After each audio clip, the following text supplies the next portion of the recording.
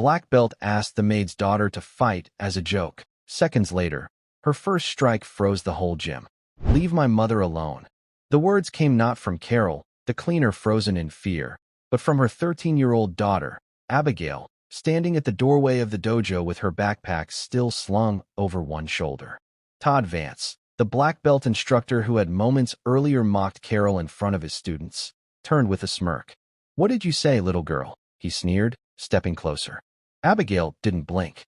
"You heard me. Apologize." The room went silent. Students shifted uneasily. A child had just challenged a man who believed himself untouchable. What happened next would leave the entire gym frozen in disbelief.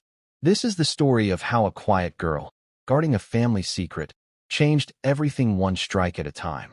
Just before we dive in, let us know in the comments where you're watching from today. We love seeing how far these stories reach. And make sure you're subscribed so you don't miss tomorrow's special video. Now let's jump back in. Enjoy the story. A quiet girl's promise to her grandfather was about to be broken. For 20 years, her family's secret had been safe. But tonight, in front of a crowd of strangers, that secret would be used to defend her mother. The scent of clean sweat and polished wood filled the Rising Phoenix dojo. It was a place of discipline, a temple dedicated to the art of combat. On the far wall, framed photos of past champions stared down with stern expressions. Below them, a line of meticulously polished trophies gleamed under the bright fluorescent lights. The silence of the late evening was usually a comfort to Carol Peterson. It meant her work was almost done. At 48, Carol moved with a quiet efficiency that made her almost invisible. For the past 6 months, she had been the dojo's cleaner. She arrived just as the last class was finishing, her gray uniform blending in with the shadows.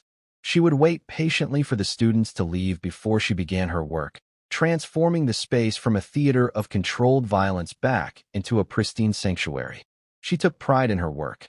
The floors had never been cleaner, the mirrors never so free of smudges. But tonight was different. The advanced class, led by the dojo's owner and head instructor, Todd Vance, was running late. Carol tried to stay out of the way, starting her work in the locker rooms. She could hear Todd's voice booming from the main floor, sharp and commanding. He was a man who enjoyed the sound of his own authority. Carol finished the locker rooms and moved to the entrance hall, pushing her wheeled bucket of soapy water. She just had to mop the main floor, and then she could go home to her daughter, Abigail.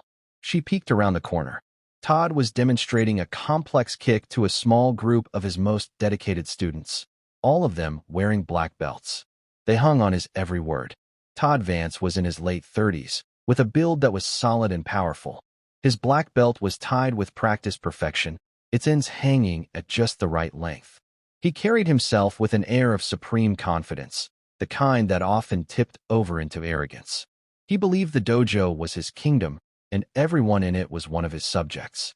Carol waited, staying near the edge of the large training mat. She dipped her mop into the bucket, wrung it out, and began cleaning the hardwood floor surrounding the padded area. She moved backward slowly, her eyes on her work, trying to remain a ghost. One of the students, a young man with a cocky smile, missed a step in the sequence Todd was teaching. He stumbled slightly. Todd stopped instantly. "What was that, Brian? Did you suddenly forget how to walk? We're not dancing the waltz here. This is a fighting art. It demands perfection." His voice was laced with scorn. The young man's face flushed. "Sorry, sensei. I lost my footing." "You lost your focus," Todd corrected him sharply. "Focus is everything. The moment you lose it, you're vulnerable.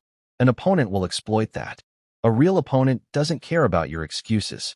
He clapped his hands together, his voice echoing in the large room. "Again, from the top. And this time, try to look like the black belts you claim to be." The students resumed their practice, their movements now more tense, more careful. Carol continued her mopping, her back to the class. She was almost finished with the perimeter. As she pulled her mop back for another pass, the long wooden handle bumped a small metal water bottle someone had left on the floor. It tipped over with a loud clang, rolled a few feet, and came to a stop just on the edge of the white mat. Every head in the dojo snapped in her direction. The students stopped moving. The sudden silence was deafening. Carol froze, her heart sinking. "I am so sorry," she whispered, her face growing hot with embarrassment. She quickly set her mop aside and hurried to pick up the bottle. Todd Vance turned slowly, a look of pure annoyance on his face. He stared at Carol as if she were a bug he had just found on his pristine floor. "What did you say?" he asked, his voice deceptively soft. "I said I'm sorry, sir," Carol repeated, a little louder this time. She held the water bottle in her hand, unsure what to do with it. It was an accident. Todd walked toward her, his steps slow and deliberate. He stopped just a few feet away, forcing her to look up at him. "An accident," he repeated, letting the word hang in the air. He glanced at her simple gray uniform, her worn-out cleaning gloves, and the bucket of murky water. A slow, condescending smile spread across his face. "This is a place of concentration," he said, his voice rising so all his students could hear. "We are practicing a deadly art. Distractions can be dangerous. Do you understand that?" "Yes, sir. I do."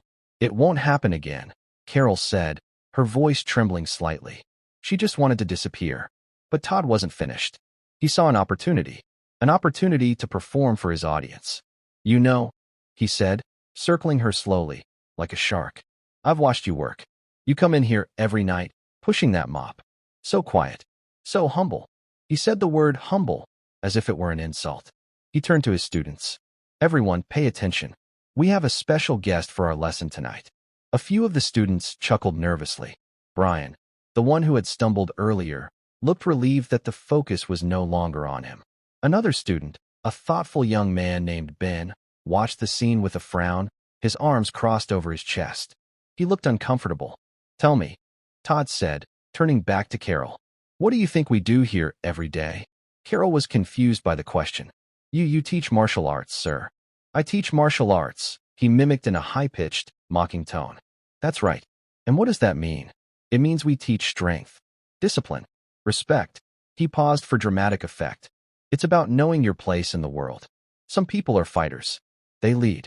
They command respect." He gestured to himself and his students. "And some people, well, some people clean the floors." The sting of his words was sharp, and Carol felt a lump form in her throat. She had worked hard her entire life. She had raised a daughter on her own, always providing, always teaching her the importance of dignity in labor. Now, in front of these strangers, her work was being used as a punchline. "I bet you've never been in a real fight in your life, have you?"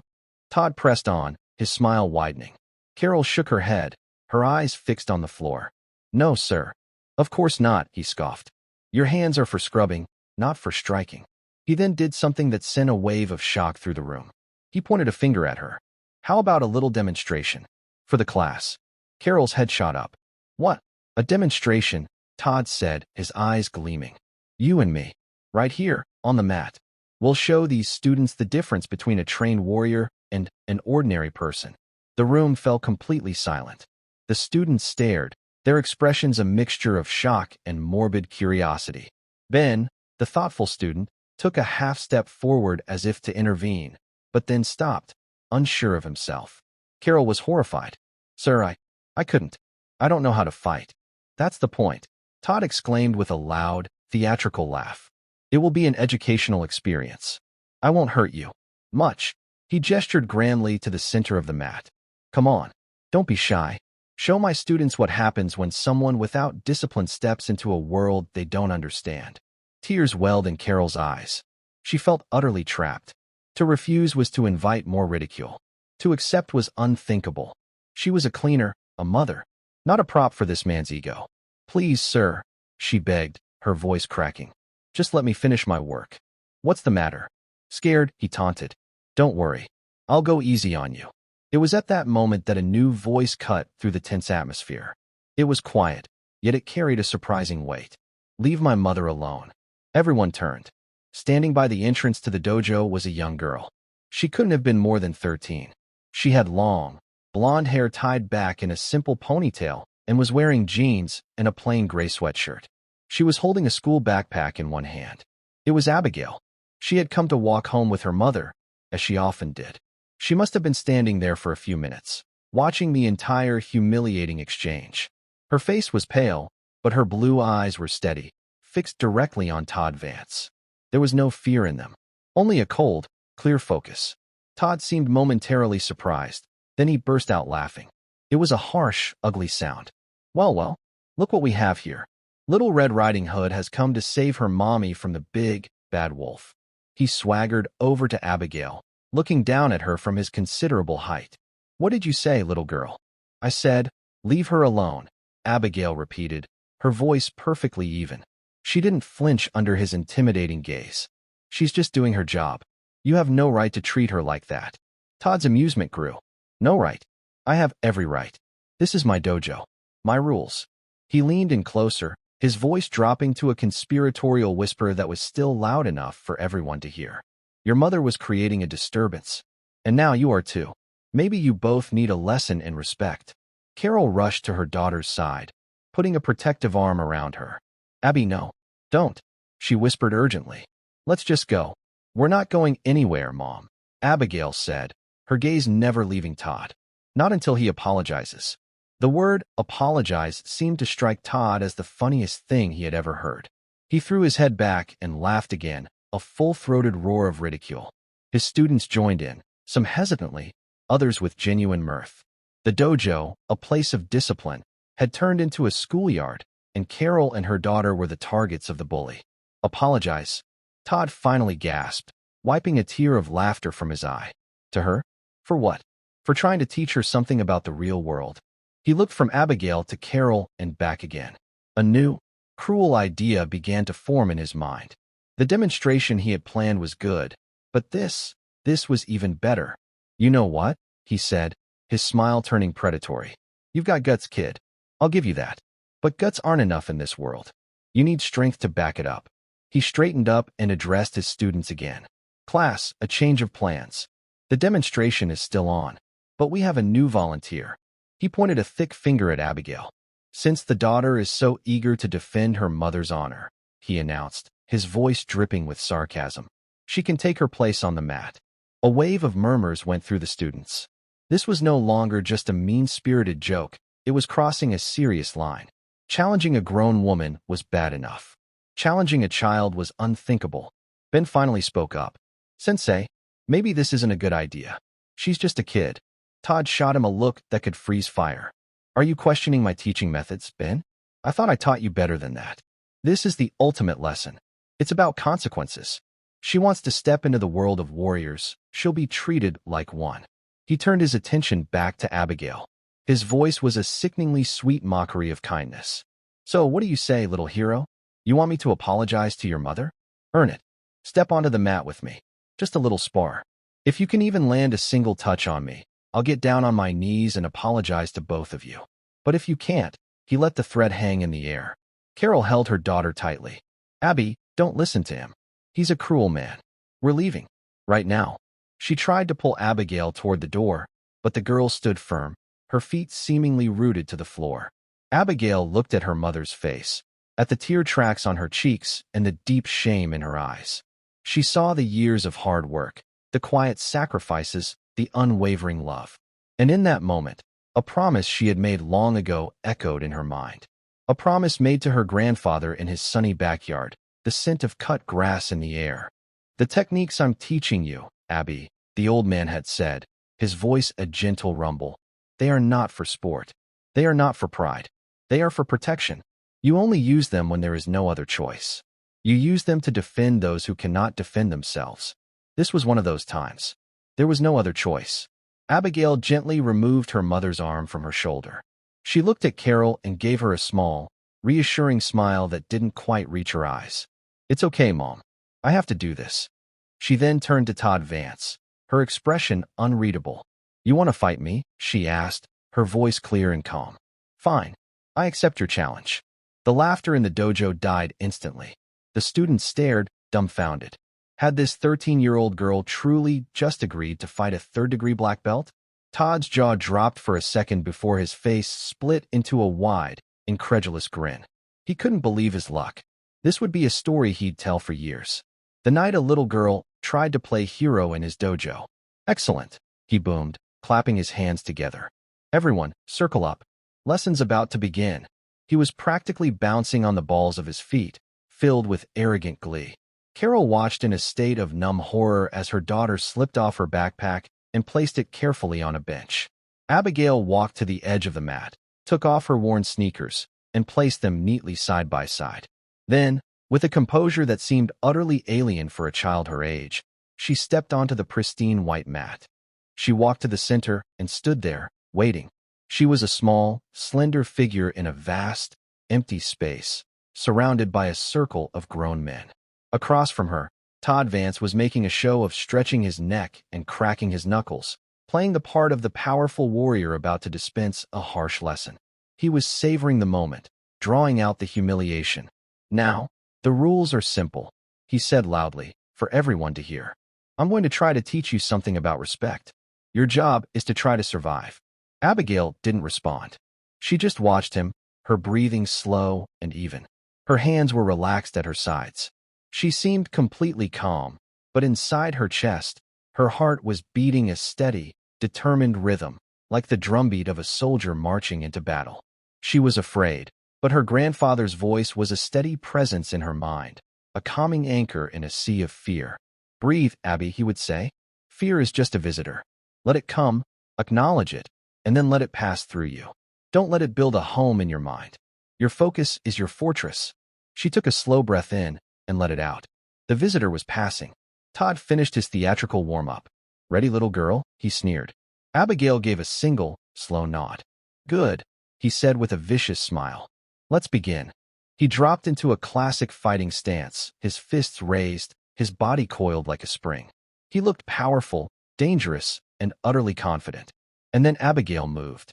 It wasn't a dramatic shift. She didn't raise her fists. She simply adjusted her feet, setting them shoulder-width apart. Her knees bent ever so slightly.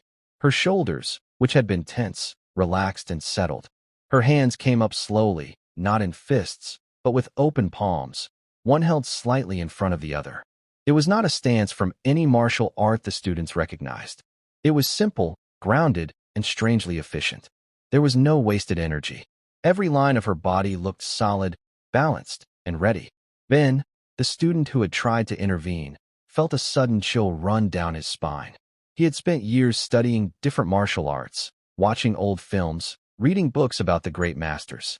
He had never seen that stance in person, but he had seen drawings of it in a dusty old book about military combat systems.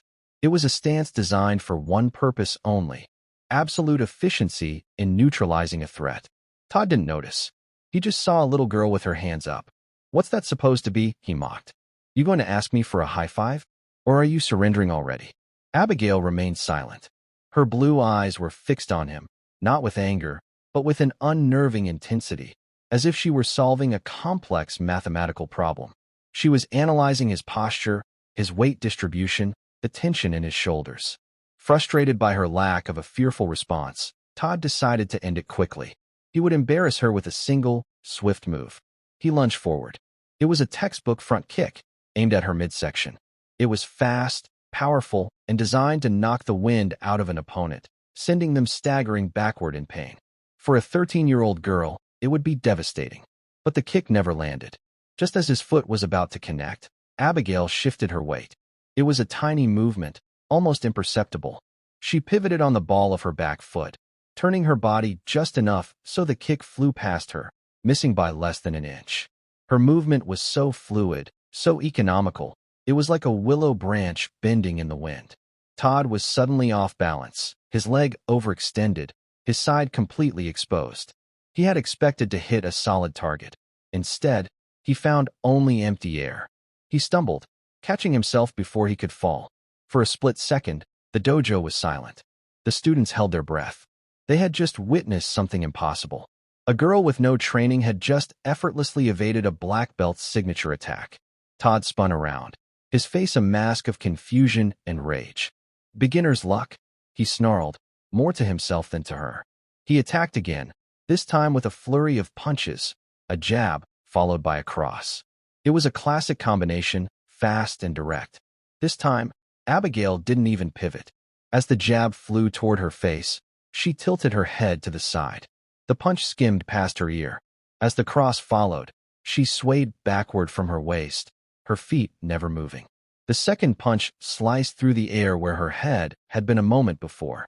She had dodged two lightning-fast punches by moving no more than a few inches. "Your movements are too wide," Abigail said. Her voice was soft, but in the dead silence of the room, it sounded like a judge delivering a verdict. You telegraph your intentions with your shoulders. Todd stared at her, his chest heaving. This wasn't happening. It couldn't be. A child was critiquing his form. His perfect form. Humiliation burned in his gut, hot and acidic. His carefully constructed world of dominance was cracking. The respect of his students was evaporating. He could see it in their wide, disbelieving eyes. He lost control. All thoughts of teaching a lesson vanished, replaced by a raw, primal need to crush the source of his embarrassment. He let out a roar of pure fury and charged at her, his arms swinging wildly. He was no longer a martial artist. He was just a thug. He threw a wild haymaker, a punch with all of his weight and anger behind it. It was a sloppy, desperate move, but it was powerful. If it landed, it would be catastrophic. Abigail watched the punch coming. The world seemed to slow down. She saw the rage in Todd's eyes, the desperation in his posture. She felt a flicker of pity for him, but it was drowned out by the memory of her mother's tears. She saw her opening. She did not retreat. She did not dodge. Instead, as the huge fist barreled toward her, she took a small step forward, moving inside the arc of the punch. And then, she struck. It was not a punch. It was not a kick. It was something else entirely. Her left hand shot out, open-palmed, and deflected Todd's descending arm at the wrist, turning his own momentum against him and pulling him further off balance. At the exact same instant, her right hand moved. It was a blur of motion, too fast to follow clearly. It was her first true strike of the fight. She didn't aim for his head or his chest. She aimed for a very specific point below his rib cage, the solar plexus. Her fingers were held stiff and straight, like a spearhead. The strike landed with a sound that wasn't loud, but was sharp and final, like a dry stick snapping. The effect was instantaneous and absolute. Todd Vance froze. His entire body went rigid. The wild punch he had thrown fell harmlessly to his side. The enraged roar died in his throat, replaced by a choked gasp. His eyes, which had been blazing with fury, were now wide with shock and utter confusion. He couldn't move. He couldn't breathe. It felt as if an electric current had shot through his entire nervous system, short-circuiting everything. The whole gym froze with him. Every student, every person in the room, stood as if they had been turned to stone. Their mouths hung open. Their eyes were locked on the scene in the center of the mat, the huge, powerful black belt, standing motionless, paralyzed by the touch of a 13-year-old girl. Abigail withdrew her hand and took a calm step back. She stood in her simple, balanced stance, her expression unchanged. She had not even broken a sweat. The silence in the room stretched for 5, then 10, then 15 seconds. It was a profound, suffocating silence, filled with a dawning, terrifying understanding. This was not a fluke. This was not luck. This was something else. Finally, Todd's body gave out. He didn't fall so much as he crumpled, folding in on himself like a building being demolished. He landed on his knees on the mat with a heavy thud, his hands clutching his stomach, his body convulsing as he fought desperately to draw a single breath into his lungs. He made a horrible, gagging sound, the only noise in the utterly still dojo. Abigail looked down at the man gasping on the floor. Then she looked up, her gaze sweeping across the stunned faces of the students who circled the mat. Her voice was quiet, but it cut through the silence like a razor. "Does anyone else," she asked, "want a lesson?" No one moved. The only sound was the pathetic, wheezing gasp of Todd Vance, kneeling on the mat like a supplicant before a queen. He was the master of this space, the king of his small kingdom, and he had been brought low by a child's touch. The air was thick with a mixture of ozone and disbelief. Carol was the first to break the spell. A strangled sob escaped her lips, and she scrambled onto the mat, her earlier fear for her daughter now replaced by a terrifying new one. What had Abigail done? She threw her arms around her daughter, half to protect her, half to pull her away from the scene of her impossible victory. "Abby, my God, what did you do?" she whispered, her voice trembling. Abigail didn't answer right away. She leaned into her mother's embrace, and for the first time since she had walked into the dojo, a tremor ran through her small frame. The adrenaline was fading, leaving behind the stark reality of what had just happened. She had used the skills her grandfather had taught her. She had broken her promise to use them only for defense, and she had done it in a way that could not be taken back. Across the mat, the students began to stir, their minds slowly rebooting after the system crash they had just witnessed. They looked at Todd, then at the small blonde girl wrapped in her mother's arms. It was like looking at a mouse that had just felled a lion. It didn't make sense. Their entire understanding of strength and power had been turned upside down. Brian, the cocky student who had been a target of Todd's scorn earlier, looked pale. He had seen the strike. He hadn't understood it, but he had seen its effect. He took an involuntary step backward, as if putting distance between himself and the girl would somehow protect him from the impossible thing he had just seen. But Ben, the thoughtful one, did the opposite. He took a slow step forward. His eyes weren't filled with fear, but with a dawning, electrifying curiosity. He had been replaying the sequence of events in his mind, frame by frame. The evasion, the deflection, and the strike. It was brutally efficient, surgically precise. It wasn't a technique of sport, it was a technique of combat. He had read about such things in books his own grandfather, a veteran of the Korean War, had given him. Books on close-quarters combat systems developed in the crucible of war, where there were no rules, no points, no referees. Only survival. He stopped a respectful distance away from Abigail and her mother. He bowed his head slightly, a gesture of respect he had never once offered to Todd Vance with any sincerity. "That was a system called Krav Maga, wasn't it?" he asked, his voice low and hesitant, but clear in the silent room. "Or something similar. A military discipline." Abigail pulled back slightly from her mother and looked at Ben. She saw genuine curiosity in his eyes, not malice or fear. She gave a small, almost imperceptible nod. "My grandfather taught me," she said simply.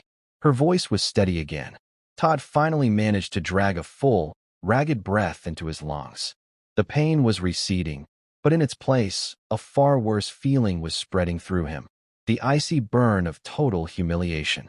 He pushed himself up, his legs shaky. His face was a twisted mask of fury and shame. "Military discipline," he rasped, his voice raw. He spat on the mat. "That was a cheap shot. A dirty trick. That wasn't martial arts." "You're wrong, Sensei," Ben said, turning to face him. The respectful title was now dripping with irony. "That was the very definition of martial arts. The art of war.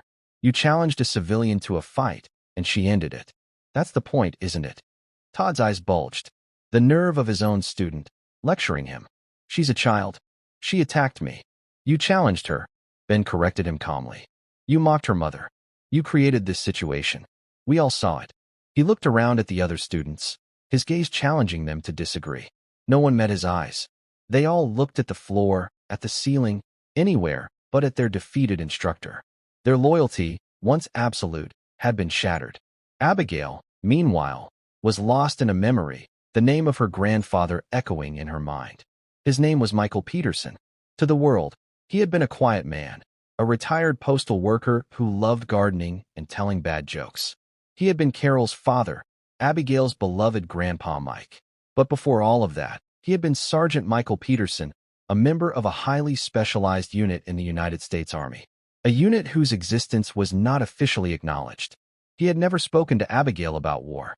He never told her stories of battle or bravery. Instead, he had shared its most important lesson, the preservation of life.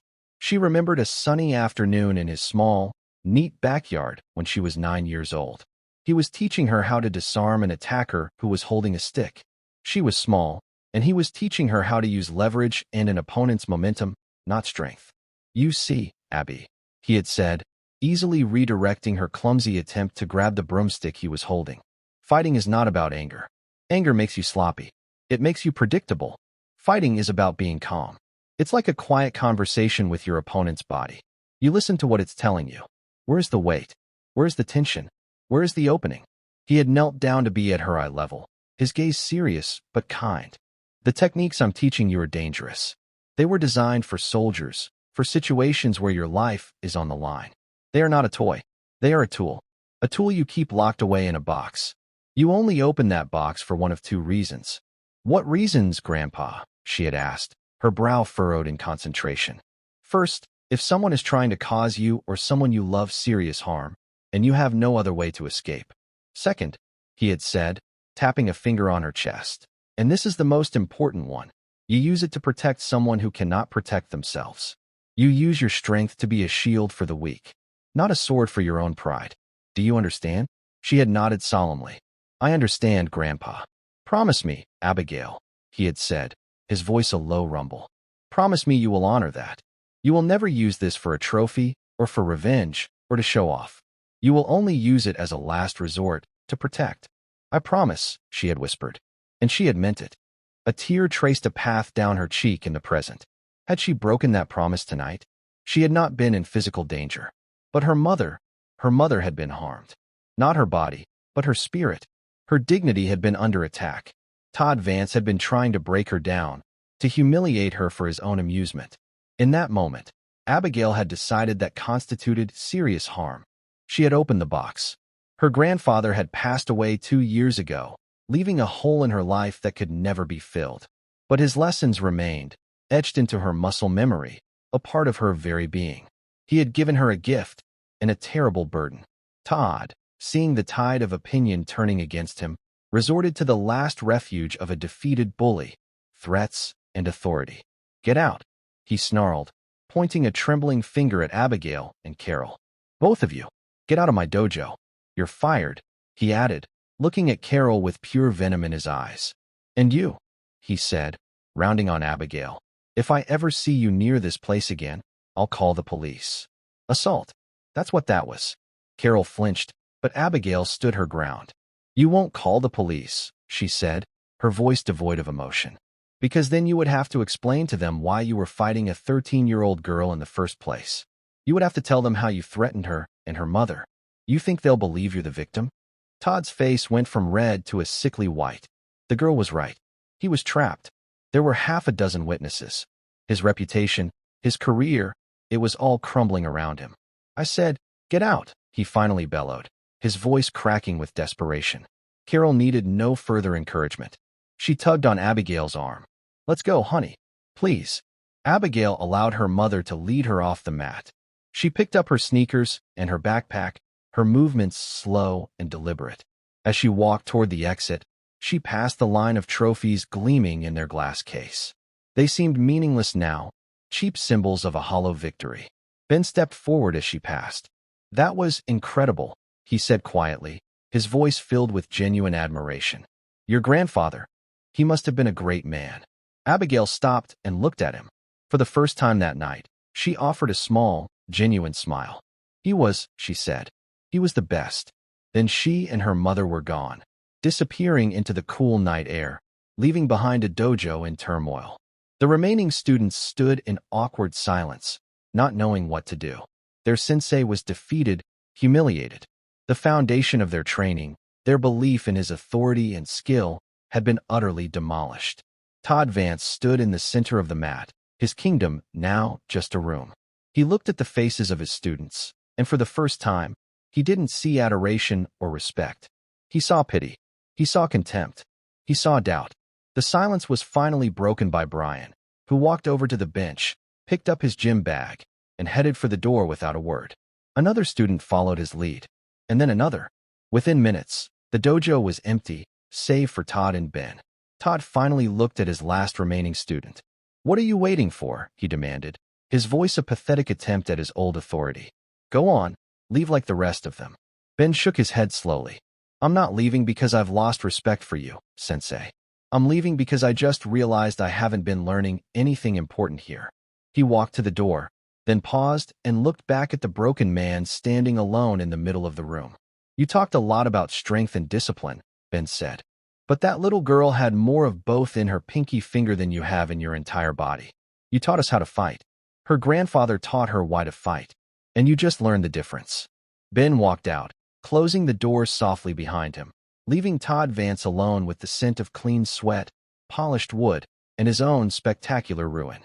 The walk home was silent. The streetlights cast long, distorted shadows that seemed to dance at the edge of their vision. Carol held her daughter's hand, her grip tight, as if she was afraid Abigail might simply float away. She kept replaying the scene in her mind, the sequence of events that felt more like a dream than reality. The cruel taunts, the impossible challenge, her daughter's calm voice, the blur of motion, the sound of the strike, the sight of that big, arrogant man collapsing. It was too much to process. She had known her father had been in the army. She knew he had taught Abigail some self-defense stuff in the backyard. She had thought it was just a grandfather's way of bonding with his granddaughter, teaching her to be confident, to be aware of her surroundings. She had never, not in a million years, imagined this. When they finally reached their small, tidy apartment on the third floor of an old brick building, the silence stretched between them, thick and heavy. Carol went to the kitchen and put the kettle on, her hands moving on autopilot. Abigail went to her room and closed the door. Carol leaned against the kitchen counter, waiting for the water to boil. Who was her daughter? Who was her father, really? Her entire life, he had been a quiet, gentle man. He had fixed her bicycle, helped her with her homework, and walked her down the aisle at her wedding. He had been her rock, a man of simple habits and deep, unwavering love. She could not reconcile the image of that man with the deadly efficiency she had seen in her daughter's hands. An efficiency he had clearly taught her. The kettle whistled, screaming into the quiet apartment. Carol poured the hot water into 2 mugs, her hands shaking slightly. She put a chamomile tea bag in each one and carried them to Abigail's room. She knocked softly. "Abby, can I come in?" A muffled "yeah" came from inside. Carol opened the door. Abigail was sitting on the edge of her bed, still in her sweatshirt and jeans. Her backpack was on the floor, and her worn sneakers were placed neatly beside it. She was staring at a framed photograph on her nightstand. It was a picture of her and Grandpa Mike. They were in his backyard, both of them grinning at the camera. He had his arm around her, and she was holding a bright yellow watering can. It was a picture of a perfectly normal, happy day. Carol sat down on the bed beside her, handing her a mug. "Here." Abigail took the mug, her fingers wrapping around its warmth. "I broke my promise, Mom," she said, her voice barely a whisper. "What promise?" Carol asked gently. "Grandpa made me promise. I was only supposed to use that to protect people, as a last resort, when there was no other choice." She looked up at her mother, her blue eyes shimmering with unshed tears. "He would be so disappointed in me." Carol put her own mug down and wrapped her arms around her daughter. "Oh, honey. No. No, he wouldn't." She held her tight. "You were protecting me. You were being a shield. That's exactly what he would have wanted. But I hurt him," Abigail whispered into her mother's shoulder. "I didn't have to strike him. I could have just pushed him away. I was angry. Grandpa said anger makes you sloppy. He was right. I wanted to hurt him for what he said to you." Carol stroked her daughter's blonde hair. She was finally beginning to understand. The discipline her father had taught Abigail wasn't just physical. It was moral. It was a code of conduct. And Abigail, a 13-year-old girl, was holding herself to that impossibly high standard. What he said, it was cruel, Carol said, her own voice thick with emotion. And what he was going to do, he was going to hurt you to teach me a lesson. You did what you had to do. You ended it. Quickly. You didn't get into a brawl. You were controlled. You were disciplined. That, I think, is exactly what your grandfather taught you. To control a bad situation. They sat in silence for a long time, sipping their tea. The warmth of the mugs and the comfort of their shared presence slowly pushed back the chill of the evening's events. He was a soldier, wasn't he? Carol finally asked the question that had been hovering in her mind. A real one, not just a guy who fixed radios on some base. Abigail nodded. He was in a special group. He said most of what they did was a secret. He told me he left because he saw too many good people use their strength for the wrong reasons. For pride. For power. He said that when he had you, he knew he never wanted you to see that side of the world. He wanted to be a gardener and a mailman. He wanted to be a normal dad. It was all starting to make sense. Her father's quiet nature, his dislike of violent movies, his unwavering moral compass. It wasn't weakness, it was a conscious choice.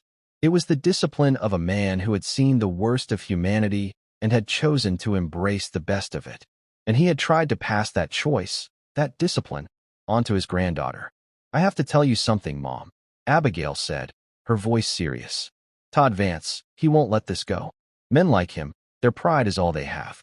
When you take it from them, they become dangerous in a different way. He's going to try to hurt us. Not with his fists. But he'll find a way." Carol looked at her daughter, at the old soul looking out from behind those young eyes.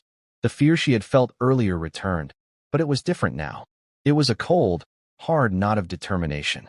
Her father had shielded her from the world's ugliness. Her daughter had just done the same. Now it was her turn. "Let him try," Carol said, and the tremble was gone from her voice. "We'll face it together." Abigail was right. Todd Vance's humiliation festered. In the days that followed, his life unraveled. The story of what happened in the dojo spread like wildfire through the local martial arts community.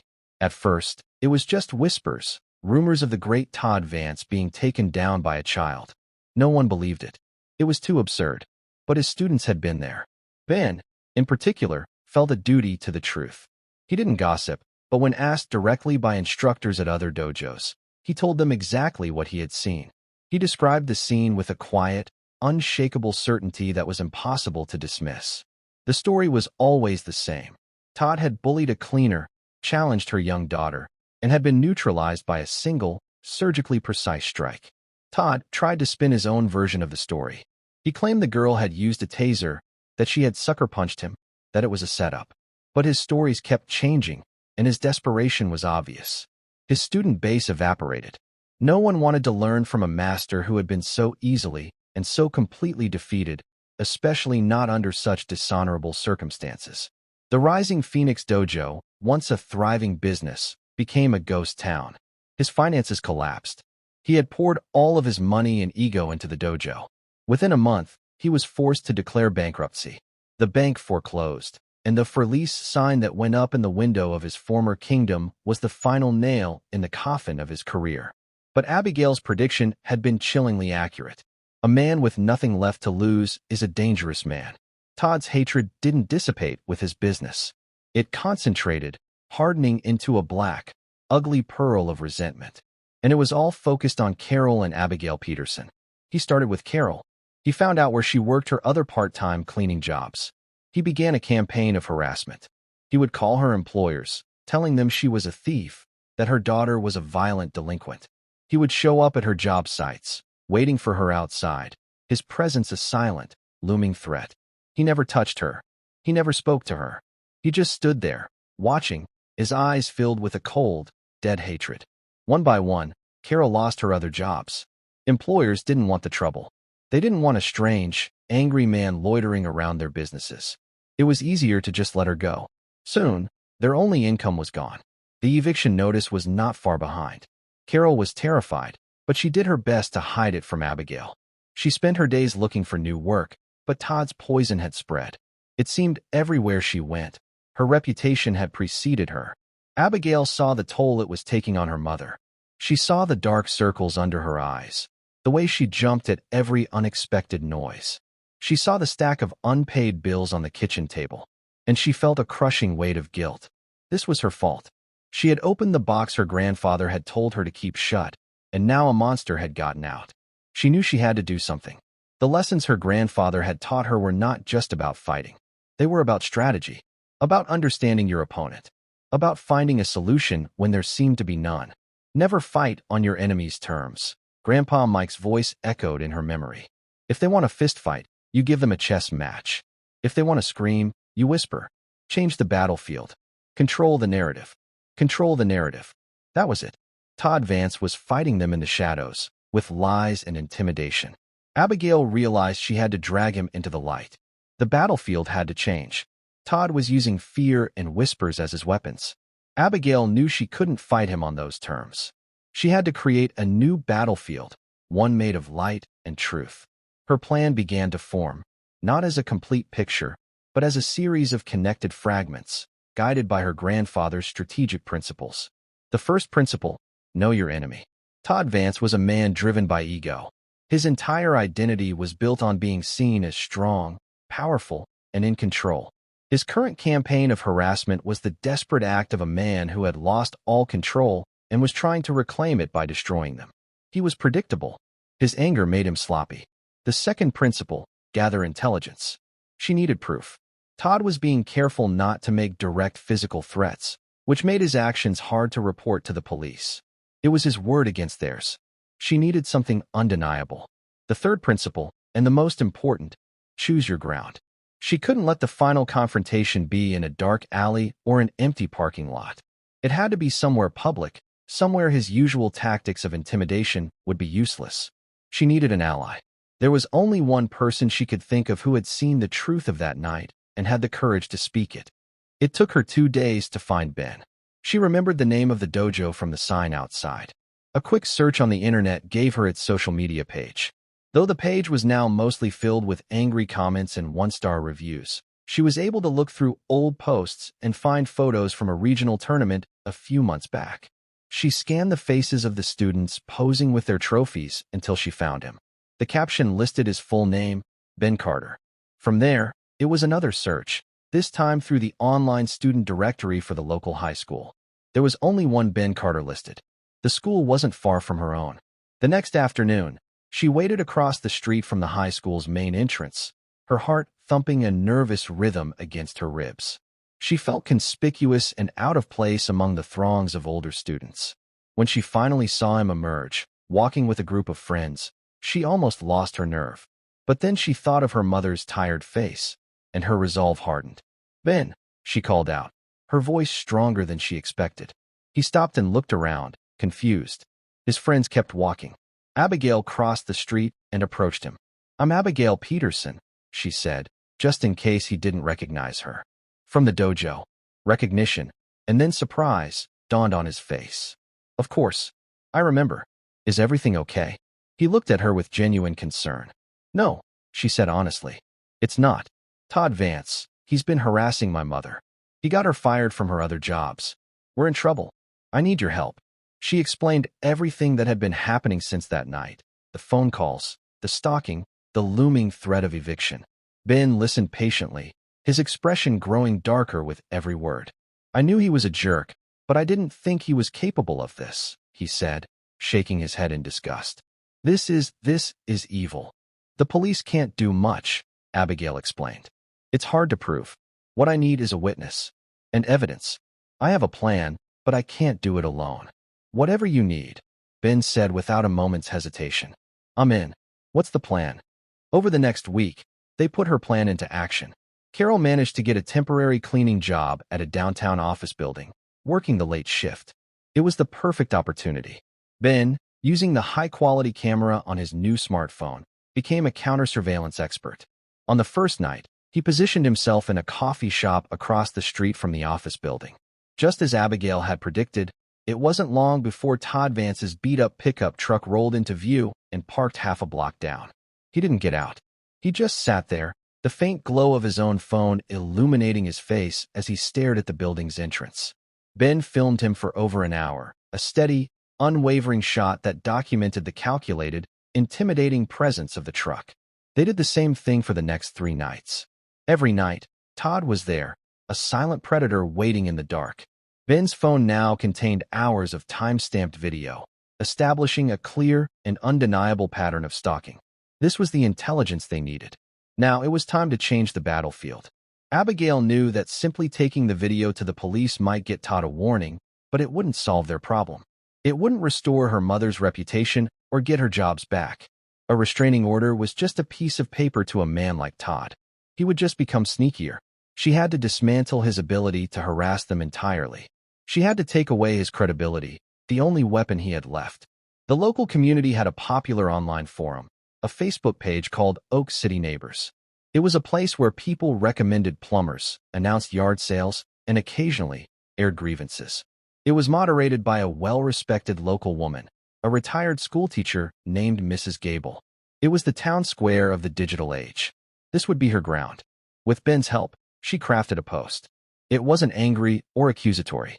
It was calm, factual, and written from the perspective of a concerned daughter. The post began, "A public appeal for help for my mother, Carol Peterson. My name is Abigail. My mom is the hardest working person I know. For the past few weeks, she has been the target of a relentless harassment campaign by a man named Todd Vance, the former owner of the Rising Phoenix Dojo." She went on to detail what had happened, starting with the loss of Carol's jobs due to slanderous phone calls, and then describing the nightly stalking. She explained that they were afraid and that they were facing eviction. She kept the language simple and direct. She made her mother the victim, which she was, and Todd the aggressor. And then came the final, crucial part of the plan. She didn't post the video evidence. Instead, she laid a trap. The post concluded, "This man sits outside my mother's new workplace every night for hours, trying to intimidate her. We have proof." We have hours of video evidence. We are asking him, publicly, to please stop. Leave our family alone. All we want is to live in peace." She then tagged Todd Vance directly in the post.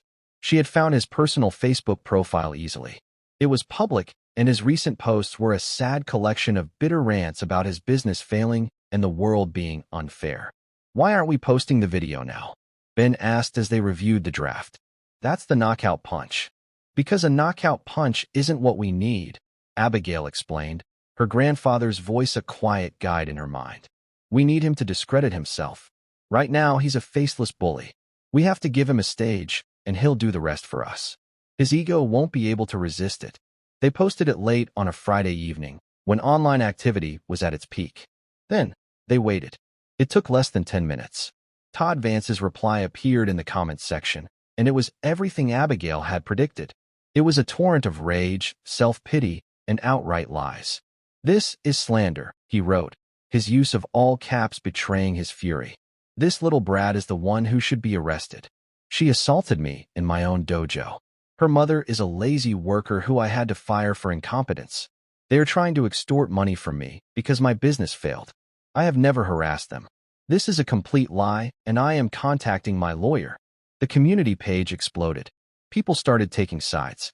Some who knew Todd defended him, saying he was a respected business owner. But others were disturbed by the tone of his reply. Yelling in all caps and attacking a child didn't make him look like a victim. Mrs. Gable, the moderator, stepped in. "Mr. Vance, this is a serious accusation. The girl claims to have video proof of your harassment. Are you saying this video does not exist?" Todd, blinded by his rage, walked straight into the trap. "It doesn't exist. It's a bluff. They are lying. I have never been anywhere near that woman's job. Let them show this supposed video. They can't because it's a lie." He had taken the bait. He hadn't just denied the harassment. He had denied the very existence of the evidence. He had publicly called her a liar and staked his entire credibility on the video being a bluff. Abigail took a deep breath. "Okay, Ben," she said. "Now." Ben uploaded the first video. It was 5 minutes long, a condensed version of the first night's surveillance. It clearly showed the street, the office building, and Todd's truck parked in the shadows. Ben had even managed to zoom in, capturing a clear, if grainy, image of Todd's face illuminated by his phone. The timestamp was clearly visible in the corner. He posted it with a simple, devastating caption, "Video from Monday night. As you can see, Mr. Vance is lying. We have more." The effect was like dropping a boulder into a pond.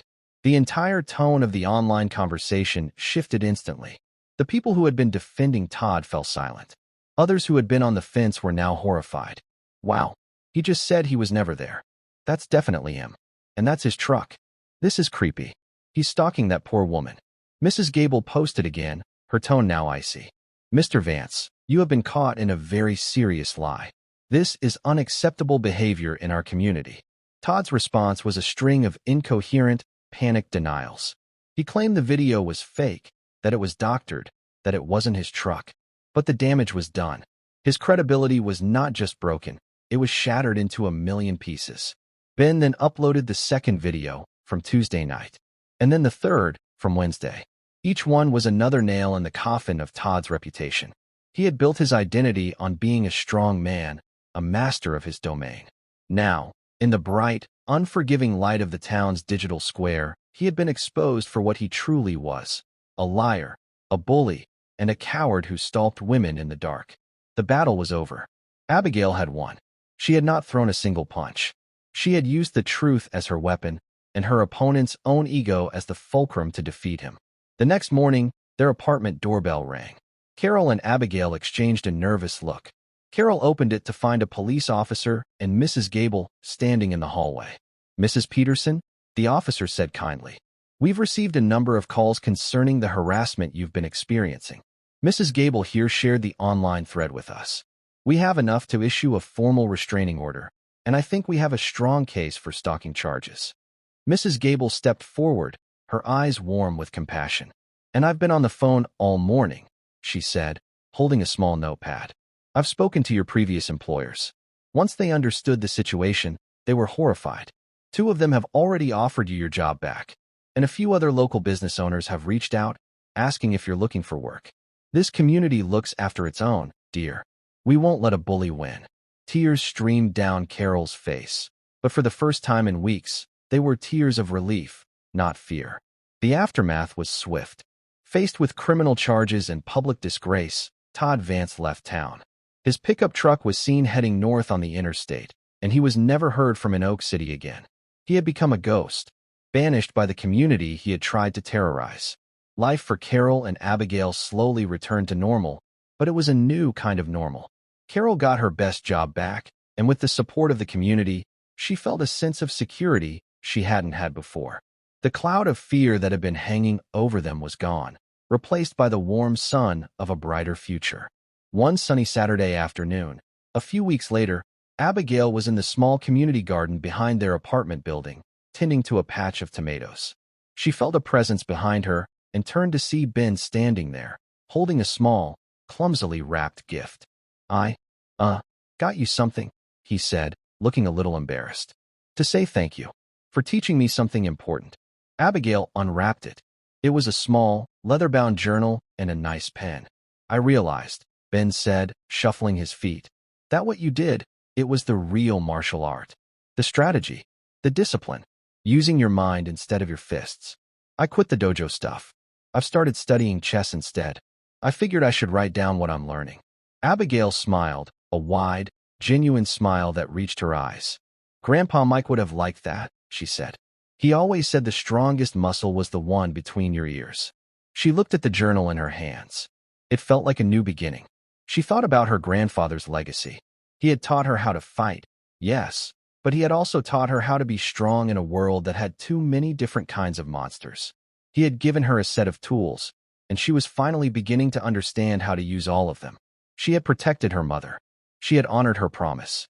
And she had learned the most important lesson of all, that true strength wasn't about how hard you could strike, but about how resiliently you could stand in the light, armed with nothing but the truth.